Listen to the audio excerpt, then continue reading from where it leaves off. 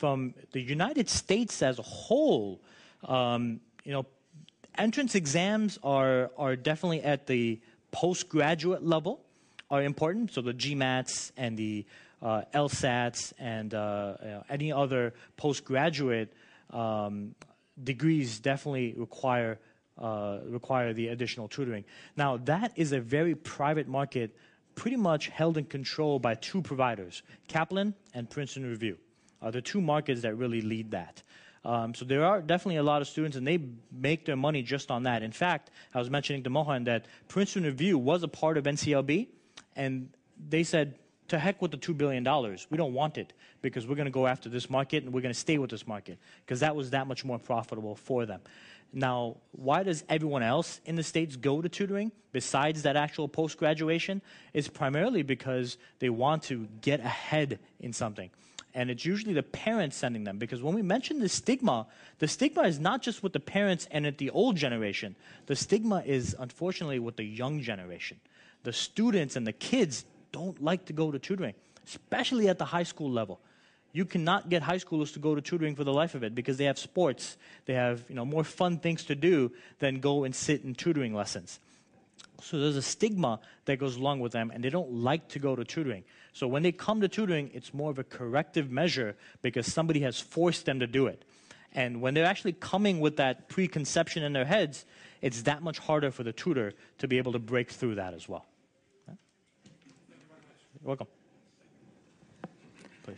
Λέγομαι Δήμητρα Λαμπάνου, είμαι στο Διοικητικό Συμβούλιο της Ομοσπονδίας Φροντιστών Εκπαιδευτικών Ελλάδας και θέλω να σας κάνω μία ερώτηση όσον αφορά το θεσμικό πλαίσιο που διέπει τα φροντιστήριά σας. Δηλαδή έχετε άδεια από το Υπουργείο Παιδείας, από της κάθε ομοσπονδίας, τέλος πάντων της κάθε κυβέρνησης που έχετε, οι καθηγητές τι προσόντα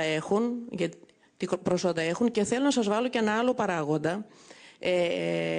Το θέμα της πιστοποίησης που εσείς ξεκινήσατε πριν από 18 χρόνια ως ομοσπονδία από ό,τι κατάλαβα στο σύστημά σας και έχετε αυτή τη στιγμή 15.000 πιστοποιημένα φροντιστήρια. Αυτό το φτιάξατε εσείς στο σύστημα ή σας το απέτησε το Υπουργείο Παιδείας, το αντίστοιχο, η κυβέρνηση δηλαδή, για να μπορείτε να παίρνετε, να μπείτε σε ένα σχολείο και να κάνετε μάθημα ή να σας στέλνουν τα σχολεία μαθητές?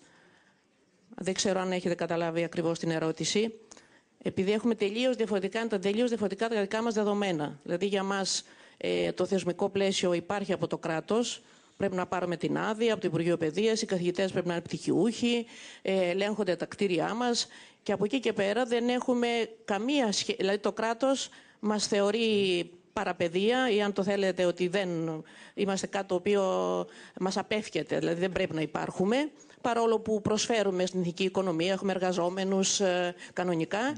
Και από εκεί και πέρα το θέμα της πιστοποίησης, επειδή είναι κάτι το οποίο το έχουμε ξεκινήσει και εμείς ως Ομοσπονδία, από τον Εθνικό Φορέα Πιστοποίησης της Ελλάδας, τον ΕΛΟΤ, έχουμε κάνει δική μας τεχνική προδιαγραφή, ας το πούμε ένα είδους προτύπου, το οποίο είναι εφαρμοσμένο στα φροντιστήρια και κάνουμε μια δειλή προσπάθεια, έτσι ώστε να δώσουμε το στίγμα μας ότι πραγματικά όχι απλά προσφέρουμε υπηρεσίες και δεν είναι διορθωτικές, γιατί μας επιλέγουν οι μαθητές. Έρχονται και πληρώνουν, γιατί το σχολείο δεν κάνει καλά τη δουλειά του. Δεν τους αναγκάζει κανένας να έρθουν, το καταλαβαίνετε αυτό. Και εμείς θέλουμε να πείσουμε, με τη δουλειά μας έχουμε πει στην κοινωνία, ότι πραγματικά μπορούμε να συνεισφέρουμε σε αυτό το οποίο αυτή τη στιγμή γίνεται στην Αμερική, δηλαδή να βοηθήσουμε τις φτωχές οικογένειες, γιατί αυτή τη στιγμή ξέρετε ότι η Ελλάδα πλήττεται πάρα πολύ και από μια μεγάλη οικονομική κρίση. Η μεσαία τάξη πλήττεται που μπορούσε να έρθει στα φροντιστήρια, γιατί δεν θα μπορούν αύριο αυτοί να μας πληρώσουν εμάς. Άρα, εμείς ζητάμε και από το ίδιο το κράτος με ένα είδος επιχορήγησης να μας βοηθήσει, έτσι ώστε να βοηθήσουμε και εμείς την εκπαίδευση. Το καταλαβαίνετε, δηλαδή είμαστε σε τελείως διαφορετικό επίπεδο. Καταλάβατε, εμείς θέλουμε να πείσουμε για τη δουλειά μας και την πιστοποίηση την προχωράμε μόνοι μας και θέλουμε έτσι να αναβάσουμε τον κλάδο μας. Αλλά έχουμε ένα εχθρικό περιβάλλον γύρω μας. Ευχαριστώ πολύ. So, if I can summarize your question, is what is our framework and how is the government helping us with that framework? and how we got to this 15,000 benchmark. So I'll answer those three in consecutive order. The first one is our framework is set up as a not-for-profit agency, which means that we are a not-for-profit, not making any money within the National Tutoring Association, and we're not allowed to take any salaries. We're not allowed to take anything except expenses and anything else that comes with it from that type of framework. Now, when you talk about the government as being a part of it, the government simply states that if you have a good charter, you will be allowed to be a not-for-profit. And if you follow all of our IRS rules, which is the regulatory agency for income, you're allowed to be a charter.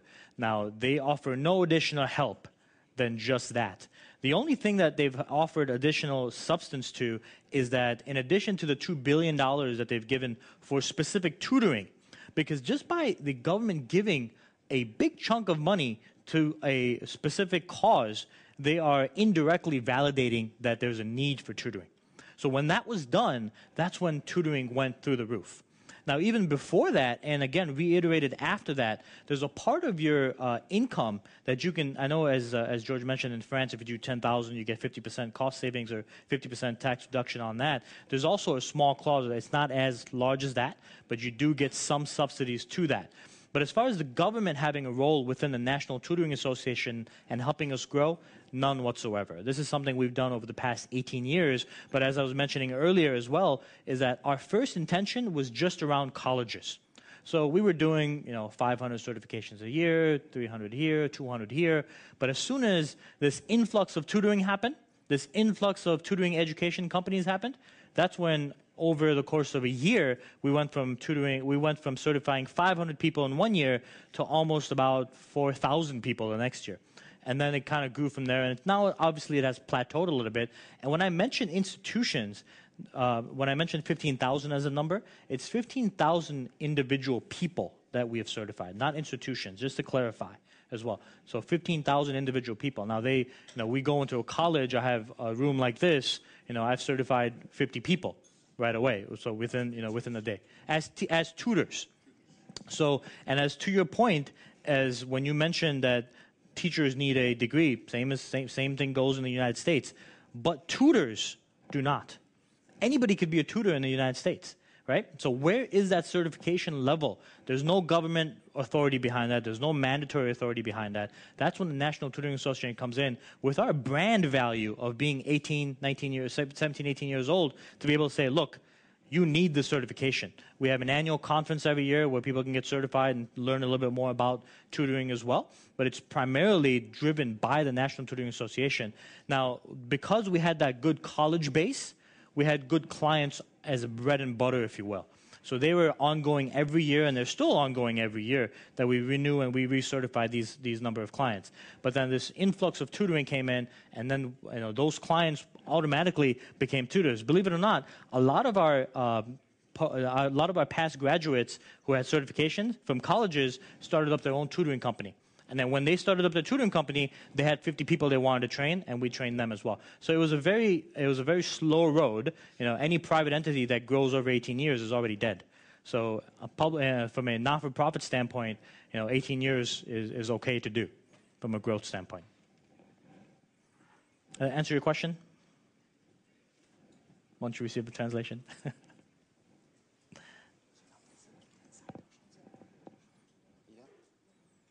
Are we over time? Yes. Great, no problem. Well, I'll be around for other questions and anything else as well. Thank you so much for your time.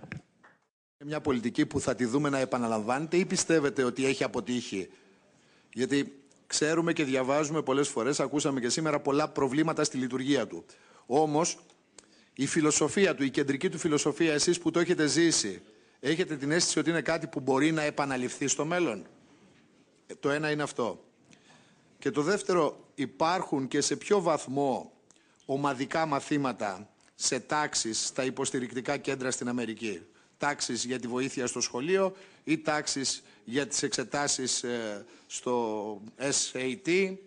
Υπάρχει κάτι δηλαδή πιο οργανωμένο σε επίπεδο ομάδας για το σχολείο στη δευτεροβάθμια εκπαίδευση? Great. Both good questions. The first one for NCLB, the No Child Left Behind.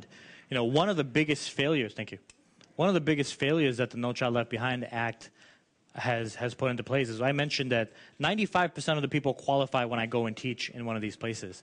However, what about the other 5%? It breaks my heart when I actually go into a school and say, sorry, your dad makes $27,000, so you are not eligible for tutoring. What does a student have anything to do with how much they can learn? Right? And that's a huge fundamental failure of this particular act, is that it has, in the good intentions of bringing people up to speed, it has left behind a lot of other students. Contrary to its name of No Child Left Behind, it's just the rich children left behind. So this is something that I don't think is going to be a part of the policy in the future, because of the funds coming from Title I. That's the only reason that they put this into place, is because they wanted to make sure that they can get the funds from the Title I Act. And in order to get the funds from the Title I Act, you have to be underachieving or underperforming in that. So that's why I don't think it'll be a part of any future mandates. Specifically if it's a part of Title I, they'll have to take it out of Title I, put it into different titles. There's Title IV that they've been considering to put it in, which doesn't have these qualifications of the methods as well. And your second question of group tutoring, the group tutoring, because of the stigma within the United States, group tutoring works at the primary level and at the elementary level.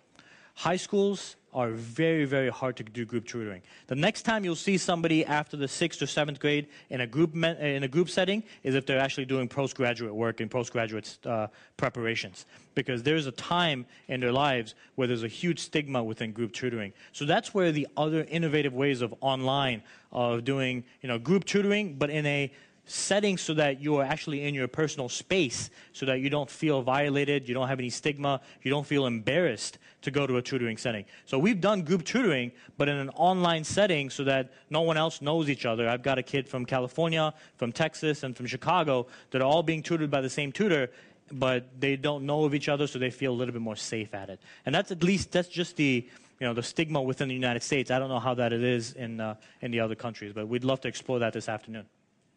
Thank you, George.